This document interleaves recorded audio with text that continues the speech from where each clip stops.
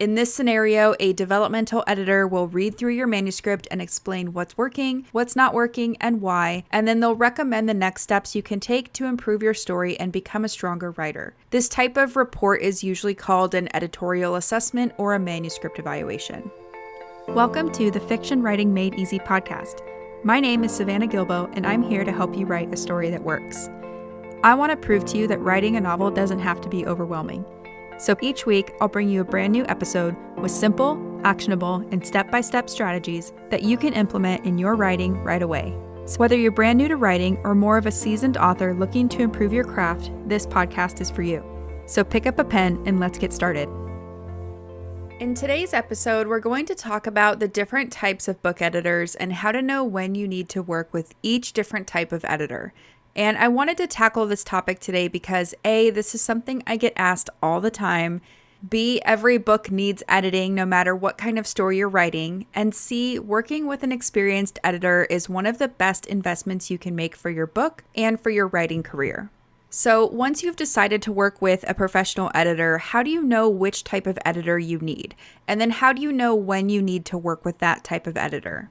Well, the answer depends on where you're currently at in the writing process. You need to work with the type of editor who is going to give you the right kind of feedback and help for where you're currently at and where you want to go next.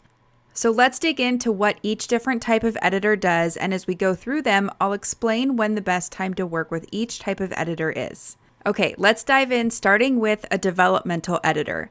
A developmental editor is someone who looks at the big picture of your story. So they're concerned with the overall content and structure of your manuscript and whether or not your story works. To determine whether your story works, they will examine your story on a micro scene-by-scene level, as well as the macro global story level. And they'll focus on things like character development, story structure, plot, genre, theme, and point of view. So all that big picture stuff. And then at the end of their analysis, they will provide an editorial letter that acknowledges everything that is working within your current manuscript and that outlines what is not working while offering suggestions for revision. Sometimes a developmental editor can act as a book coach, guiding you through the entire writing process from start to finish, but not all developmental editors offer this type of ongoing support. So you will want to double check with any editor that you interview if this is something you're looking for. That being said, a developmental editor's job is not to write or rewrite your story for you. So if you're looking for someone to do that, then you probably need to hire a ghostwriter.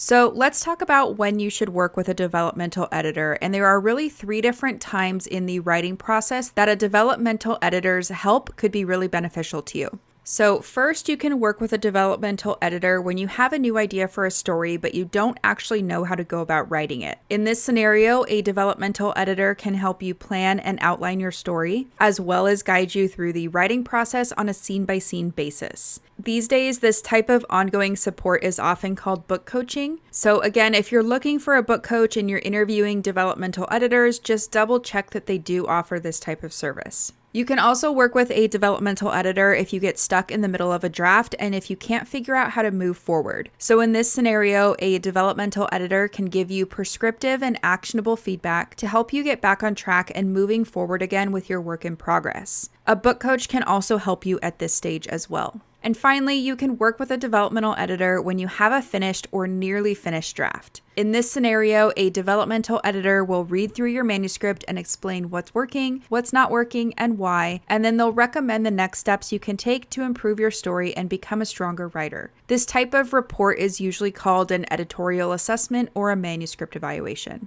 So those are the 3 best times to work with a developmental editor. And a developmental edit is the first stage of editing that all manuscripts should go through. It's the most important part of the editing process, and unfortunately, it's the one that gets skipped the most. And I think it tends to get skipped the most because A, maybe some writers don't even know they need to do this, and also B, working with a developmental editor is a big investment, but it's one of those things that can and will save you money in the long run.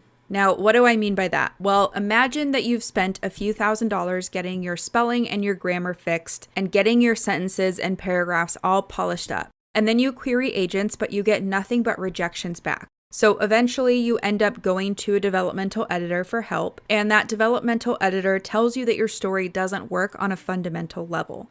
So then you have to rewrite and change all of those polished sentences and paragraphs, and this is a very painful process. I've seen it happen to writers so many times, and it's always so frustrating because they wish that they had just started out with a developmental edit. So yes, getting a manuscript evaluation or working with a developmental editor will require an investment, but trust me, it will save you time, money, and energy in the long run. So the key point here is that you do want to make sure your story works and that all of those big picture questions are answered before you get your words polished by a line editor or a copy editor. So speaking of line editors, that's the next type of editor we're going to talk about. A line editor is someone who focuses on the way that you use language to communicate your story to the reader. So they're going to go through your manuscript line by line to make sure the voice and style of writing are consistent, and they'll focus on things like awkward phrasing, unnecessary repetition, telling versus showing, passive voice, dialogue, point of view, and many other things. They might also suggest cutting or moving sentences or paragraphs, and they can even look for and flag any inconsistencies in your characters, settings, and your story's timeline as well. And a really great line editor can do all of this while preserving the meaning, tone, and voice of your original text. So just to be super clear, it's not the job of a line editor to provide you with an overall analysis of the quality, structure, or pacing of your story. Remember, that's what a developmental editor is for. So before you send your manuscript to a line editor, make sure your story works and delivers on your target reader's expectations. And then once you've gone through a line edit and made all of the necessary changes to your story, that's when you can reach out to a copy editor to tackle the next phase of story issues. So a copy editor is someone who focuses on spelling, grammar, and punctuation. They will address commonly confused words as well as ensure consistency with capitalization, hyphenation, and numerals and things like that. This is often the last edit you will work through before your manuscript gets sent to publication, whether you're indie publishing or traditional publishing. Now, not all editors provide copy editing services. This is a common misconception I come across all the time in the writing community. Copy editing is its own skill, and in an ideal world, you would want to work through each phase of editing with an editor who specializes in that particular skill set. Since you will likely pay for your copy edits by word or page count, I recommend getting your line edits done before you move on to copy edits. You will not only have a stronger, more cohesive draft to send your copy editor, but you'll save money by having less words or pages to copy edit as well. So those are the three main types of editors, but I often see confusion in the writing community around proofreaders, beta readers, and acquisition editors. So let's go through those really quickly here as well. And we're going to start with proofreaders. So a proofreader is someone who looks at your book once it's been formatted for print or digital publication. They make sure that your copy editor's notes have made it into the final version or proof of your story, and that the layout and page numbers are correct and things like that.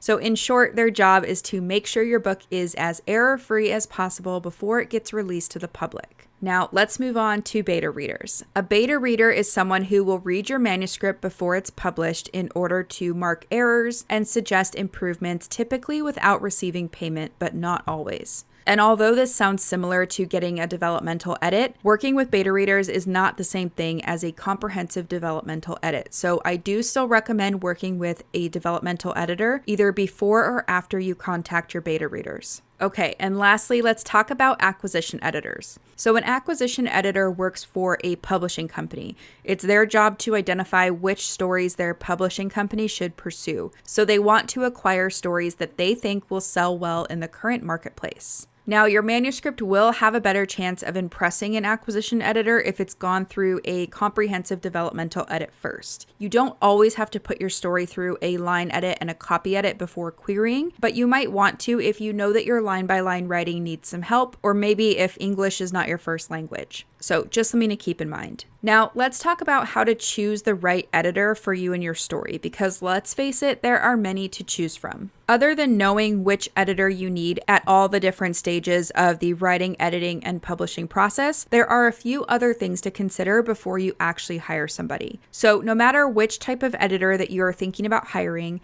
make sure you're both clear on exactly what that editor will be providing. And don't be afraid to ask questions to get to know the editor before committing to hiring them. I'll give you a list of questions here in a second. But the other thing I want to mention is that before you start looking for editors to work with, I want you to consider what you're hoping to accomplish. So would you like to work with an editor on an ongoing basis or just get their feedback once? Do you think that you need help turning your idea into a working draft, or do you just want feedback and suggestions for what to do next? So think about things like that. And then once you're clear on your specific goals, you can ask questions like this. You can ask an editor what type of editing they specialize in. You can ask them what genres they have the most experience in, or which genres they enjoy editing the most or they like reading the most. You can ask about their editing background and how long they've been editing for. You can ask about their editing process, so how does it work and then what makes it unique. You can also ask them what makes them a good fit for your story or why they want to work on your project. Personally, I think that's a really fun one to ask and to answer. You probably also want to ask about the expected turnaround time and then how you're going to communicate back and forth, both during the edit and then after the edit's over. So what happens once the edit's done? Are you still going to be able to ask questions, or is that kind of the end of your relationship there? You can also ask to see testimonials from previous clients if you think this will help you make your decision too. And some editors even offer free samples so you can get a sense of their style and or the type of editing that they'll be providing as well. And the reason I suggest asking all of these questions is that A, it will help you weed through which editors are right for you and which ones are not. But also I want you to keep in mind that some editors do provide all levels of editing, while others specialize in the style or depth of editing they do. There are even editors that prefer to work in or specialize in certain genres or age ranges over others. So these questions will just help you make sure that an editor is the right fit for you and your story. Now, if an editor doesn't understand the different types of editing, or if they can't clearly explain the services they offer, then you probably want to keep looking. And in many cases, you will definitely know in your gut which editor is right for you, so don't be afraid to trust your intuition while choosing. So that's it for this episode. Let's do a really quick recap before I let you go.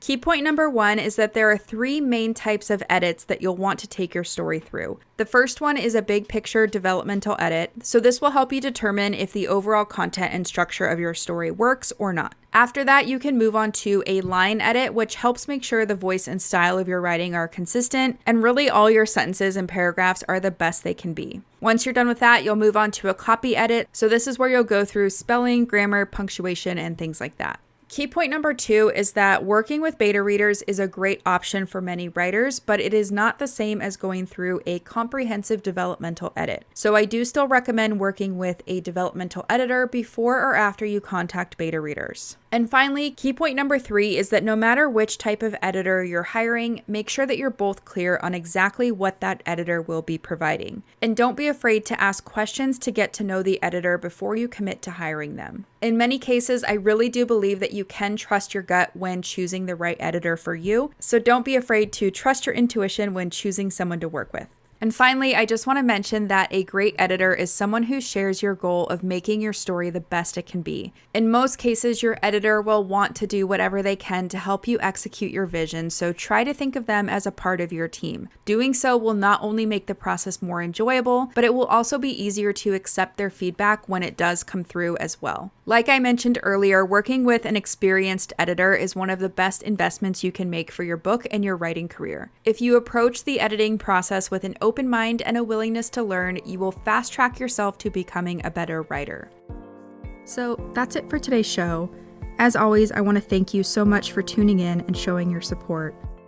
If you want to check out any of the links I mentioned in this episode, you can find them over at savannahgilbo.com/podcast. And if you haven't done so already, make sure you subscribe to the show because there's going to be another brand new episode coming out next week. If you're an Apple user, I'd really appreciate it if you took a few seconds to leave a quick rating and review. Your ratings and reviews tell iTunes that this is a podcast that's worth listening to. And in turn, that helps this show get in front of more fiction writers just like you. So that's it for today's show. I'll be back next week with a brand new episode. Until then, happy writing.